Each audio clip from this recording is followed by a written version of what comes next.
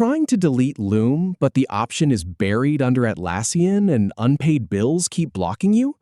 Learn the exact 4-click path to permanently delete your account in under 2 minutes. Start in Personal Settings, then click Delete Atlassian Account, confirm with Delete Account, and clear any outstanding bills before retrying.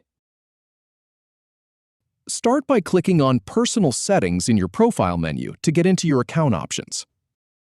Then, scroll down and click on Delete Atlassian Account to begin the removal process.